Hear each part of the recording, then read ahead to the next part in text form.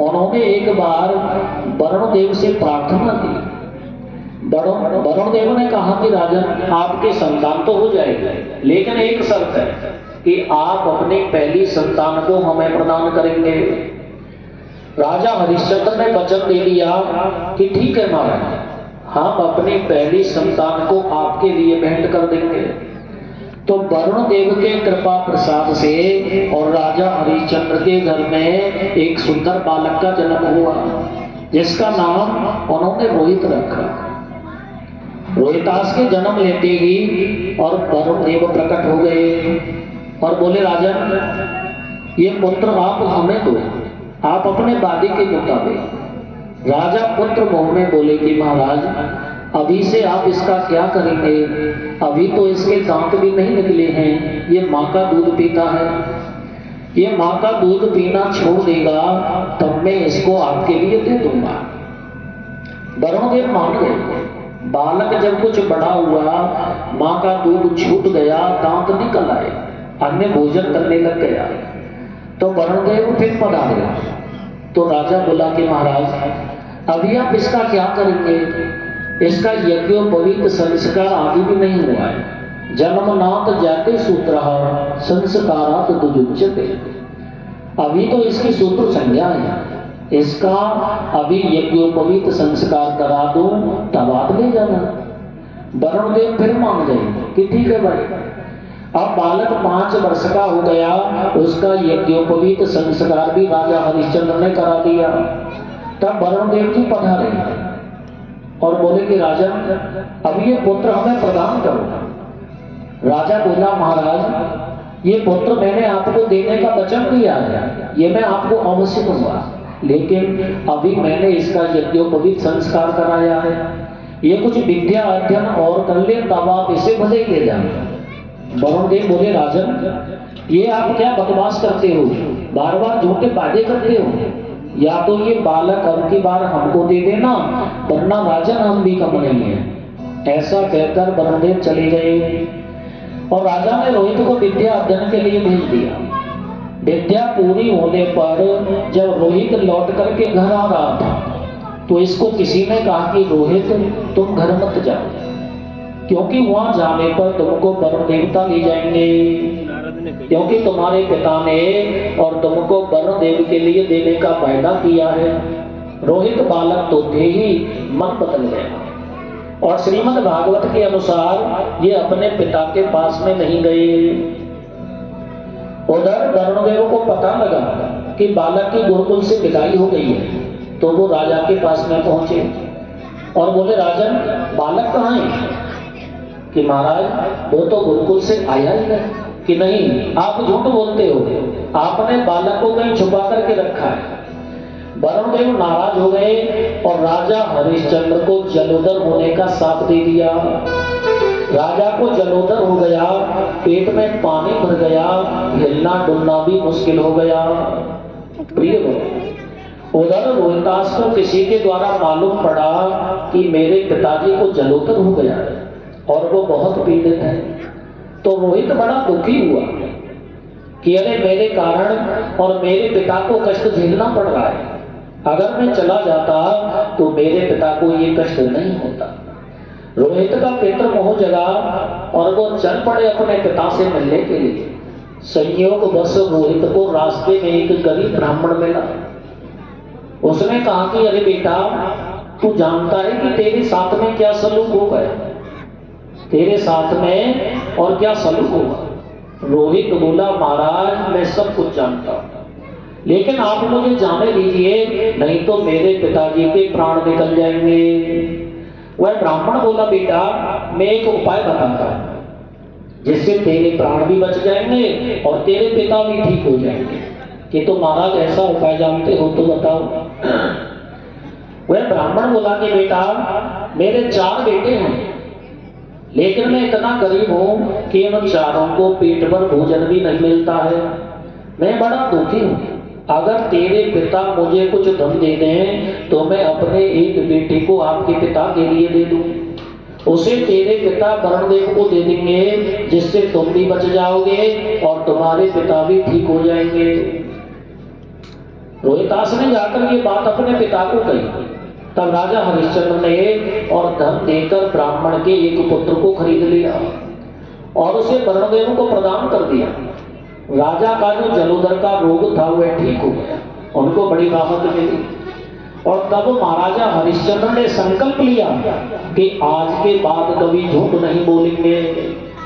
महाराजा हरिश्चंद्र को कहते हैं कि बड़े सत्यवादी थे, वो इसी दिन से सत्यवादी हुए हैं। बोलिए सच्चिदानंद भगवान की जय। प्रिय बनो, एक बार की बात है कि स्वर्ग में विद्वानों की सभा का आयोजन किया गया और उस सभा की अध्यक्षता महाराजा वशिष्ठ कर रहे थे। उस सभा में ऋषि विश्वामित्र भी बैठे थे और गणमान्य ऋषि मुनि भी बैठे हुए थे। और उस सभा में समस्या थी, विचारणीय बिंदु था कि मनुष्य पाप कर्म क्यों करता है, पाप की ओर प्रवृत्ति क्यों होती है। सब अपना अपना मत दे रहे थे। महाराजा विश्वामित्र का मत था कि विमुक्षता कितना करोति पापम, कि भूख के कारण और व्यक्ति को पाप करना पड़ता है। वहां महाराजा वशिष्ठ अध्यक्ष थे। महाराजा वशिष्ठ ने कहा कि मुनिवर, हमें ये आपका मत स्वीकार नहीं है, हम इस सिद्धांत के समर्थक नहीं है। कि क्यों?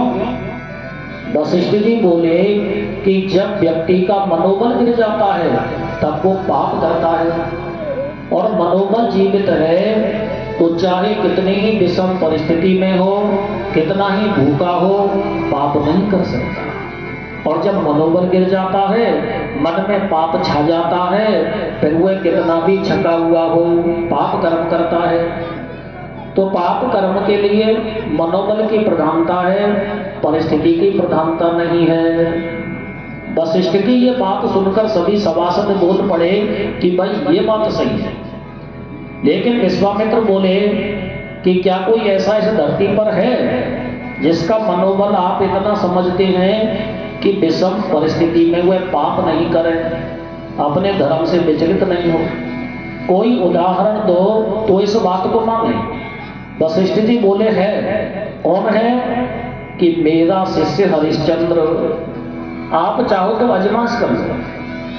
बस विश्वामित्र ने एक माया रची और उस माया के वशीभूत राजा हरिश्चंद्र को एक सपना आया।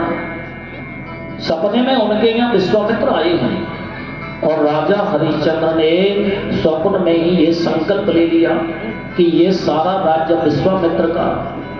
आंखें खुली तो सोचते हैं अरे ये राज्य तो विश्वामित्र का हो गया है।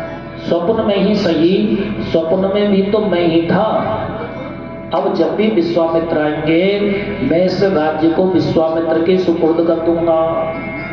बस सवेरा होते ही और विश्वामित्र आ पधारे। राजा ने उनका बड़ा स्वागत किया और कहा कि महाराज, स्वप्न में मैंने ये राज्य आपको दान किया है। स्वप्न में था तो मैं ही, मन और बुद्धि मेरी ही तो थी। देखो कितना महान चरित्र है कि स्वप्न में दान कर दिया। राजा बोले महाराज, अब ये राज्य आप स्वीकार करो, मेरा ये संकल्प निष्फल नहीं जाए। विश्वामित्र बोले बेटा, हमें राज्य से क्या लेना देना, तुम फलो फूलो।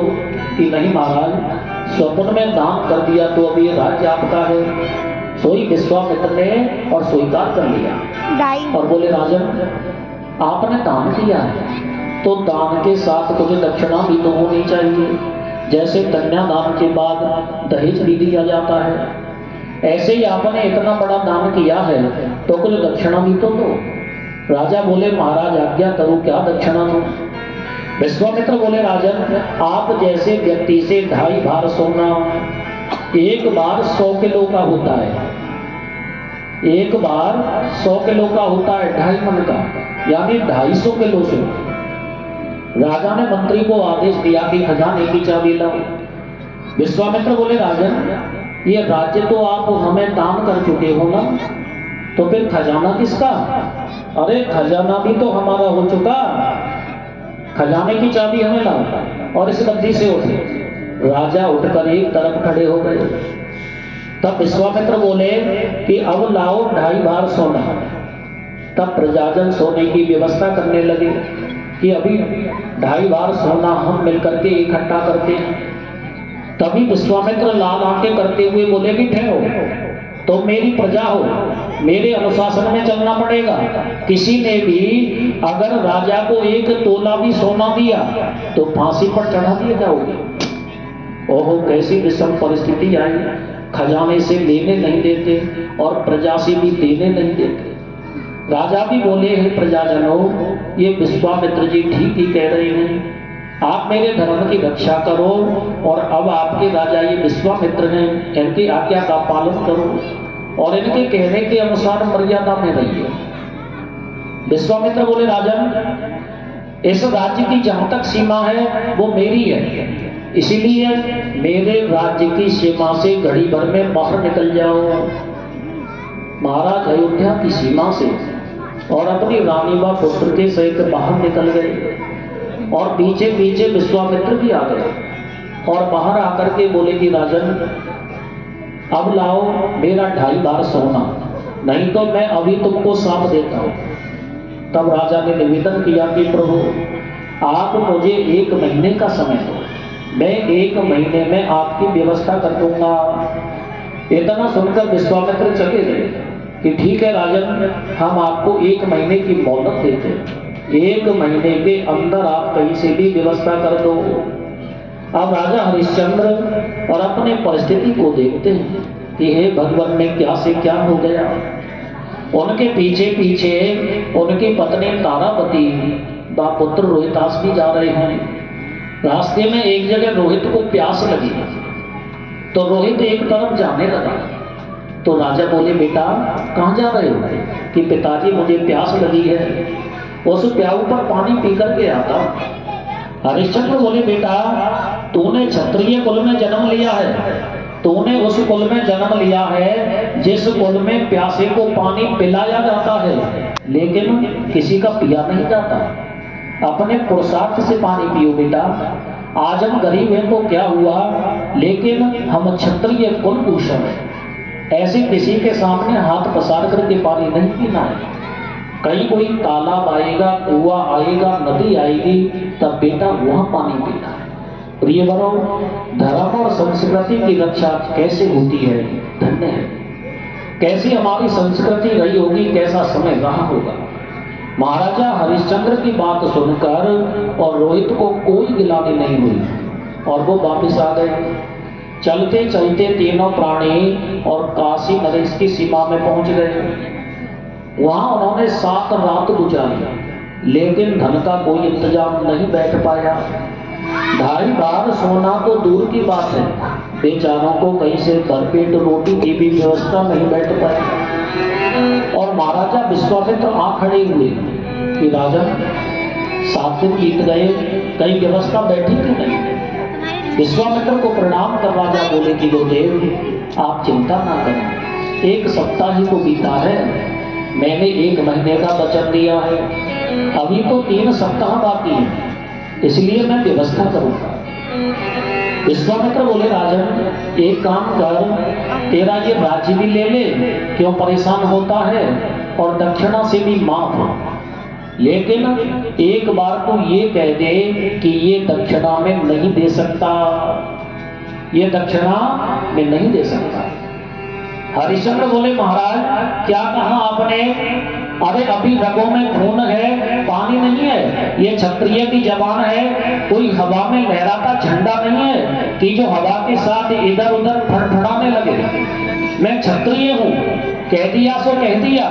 ये कहकर के बदलने वाले लोग 21वीं सदी में होंगे, अर्थात कलयुग में पैदा होंगे, जो कहकर के चाट जाया करेंगे, जो कहकर के और चाट जाया करेंगे।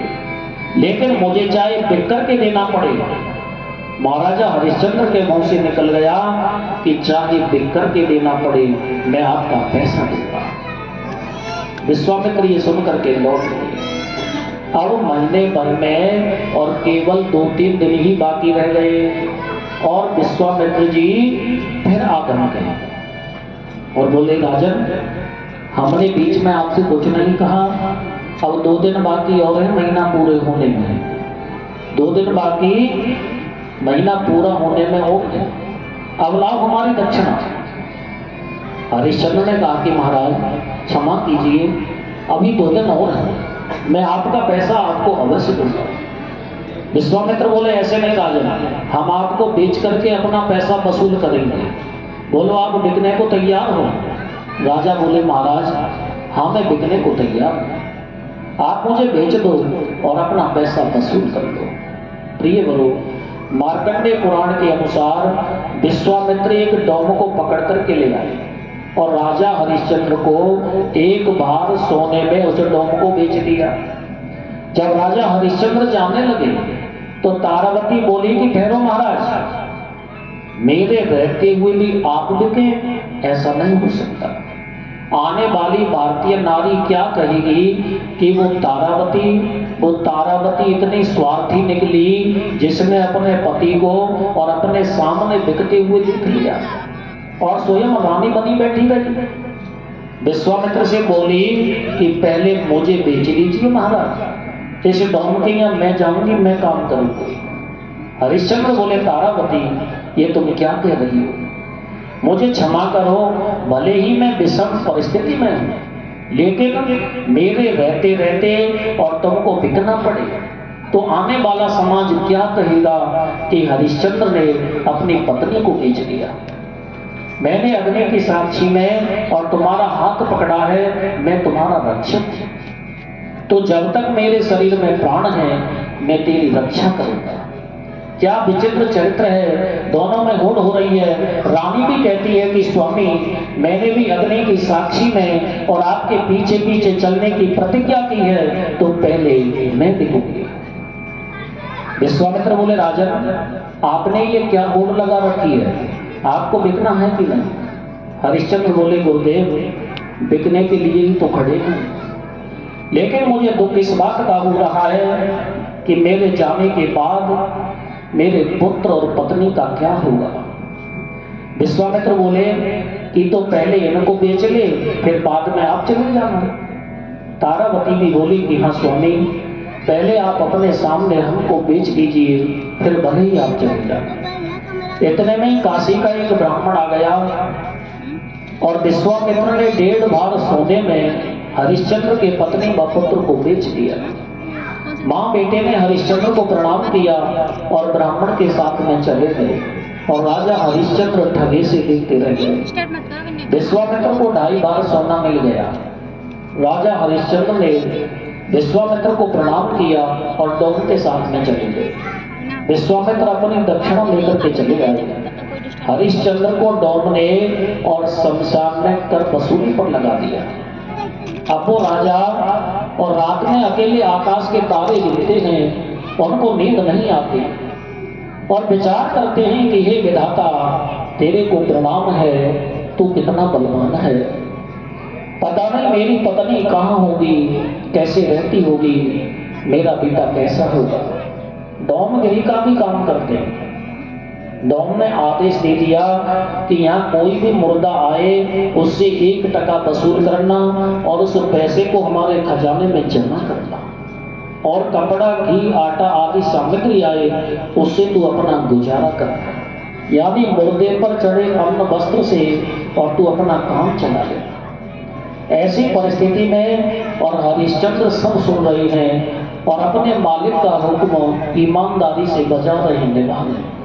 प्रिय बरो, जिनके यहाँ रोज सदाव्रत चलता था और आज वो मुर्दे पर चढ़े अन्न व कफन को कैसे स्वीकार कर। महाराज ने अन्न का ही परित्याग कर दिया, शरीर सूख करके कांटा हो गया, चलने की भी क्षमता नहीं रही, लेकिन कर्तव्य का निर्वाह कर। एक दिन की बात, राजा हरिश्चंद्र और एक तालाब से पानी भर करके लाया करते थे।